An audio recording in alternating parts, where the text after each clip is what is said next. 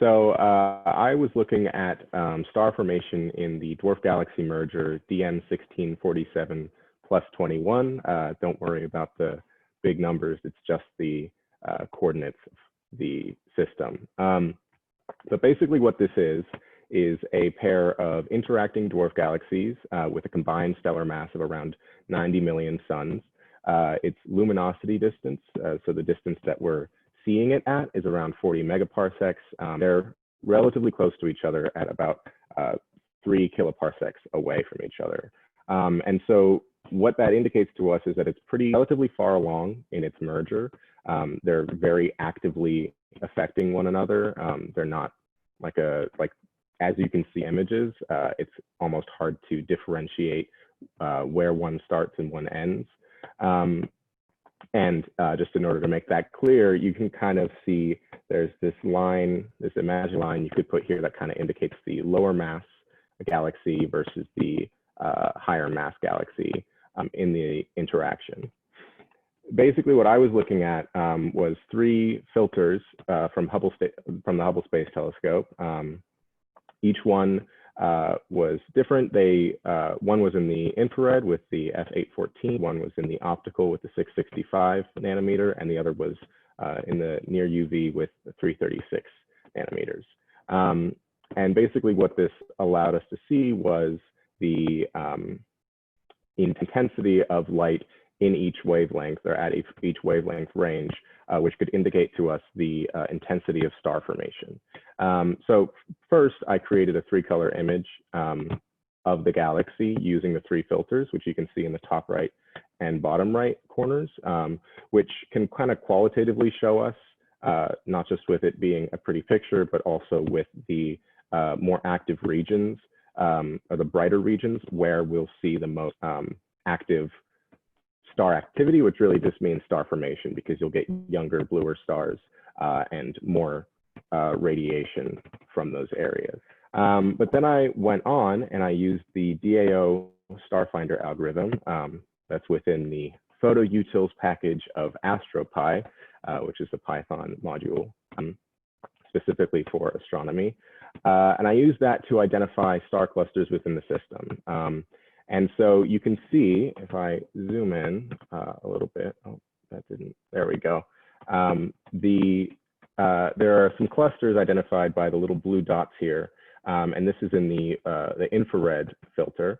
And that indicates kind of the more active areas. And because the infrared is kind of a broader part of the spectrum and it'll see the lower energy areas, there are some more background stars that we couldn't really get.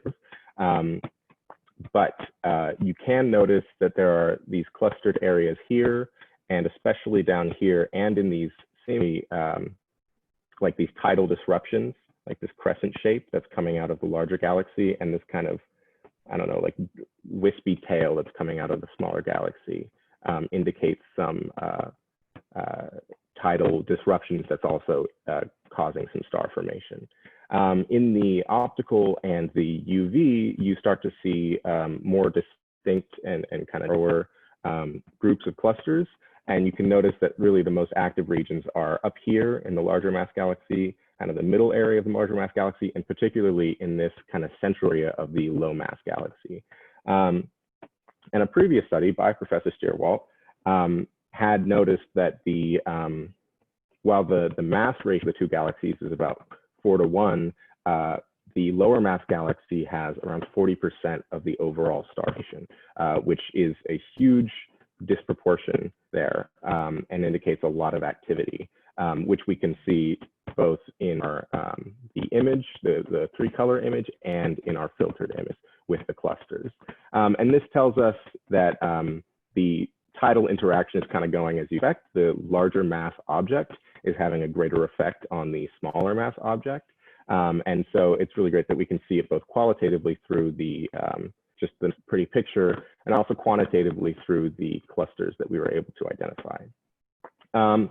And so these kind of close grouping, oh my, there we go. The clumpiness of these regions and the structure of this star formation can tell us more about the way that stars form, not only in dwarf mergers, but also potentially in the early universe, because the early universe is hypothesized that dwarf galaxies in the modern universe have similar structures to the ways that stars were forming and dwarf galaxies in the early universe. By observing these, we can kind of infer how things were interacting and going on in the early universe, which we can't really see very well now until we get larger telescopes like the Extremely Large Telescope and the James Webb Space Telescope, hopefully in a couple of years. But the great thing about that is that by observing the kind of composition of star formation, the locations of star formation, astronomers can infer not only kind of the ways that stars are forming in these kind of more uncommon and unorthodox systems, but we can also guess at the creation of larger mass galaxies because astronomers still aren't entirely sure how large galaxies like the Milky Way were formed. And one of the theories is that it's the combination of a bunch of dwarf galaxy mergers that turn into one big galaxy. And so by examining kind of the structural evolution of a dwarf merger, we can see how that could potentially evolve into a large high mass galaxy. Additionally, the radiation, the large emission from star formation is one of the things that is hypothesized to have caused the reionization of the universe, which is a really complex issue that astronomers are working on. Around 1 billion years after the Big Bang, something, presumably high energy star formation and potentially active galactic nuclei, caused the reionization of Earth, or basically a much higher amount of ionized gas than we expected to see based on just kind of previous models. And so astronomers aren't entirely sure what structural aspects of the universe created that. And so by observing, again, the similarities between modern dwarf galaxies, the emission there, the star formation there, we can perhaps infer later on the ways that the reionization was propagated throughout the universe.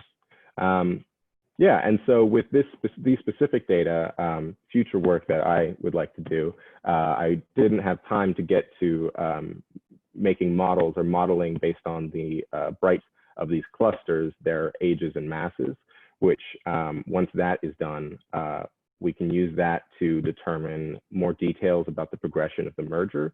So if we know kind of when a starburst event started to happen, we can kind of determine like what section or step in the merger induced that, which can help us better understand the overall progression of the dwarf merger.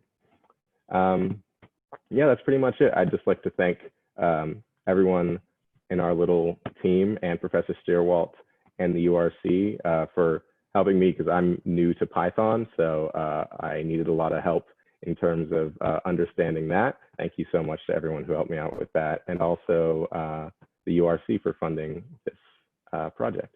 It was really fun. Perfect. Okay, I am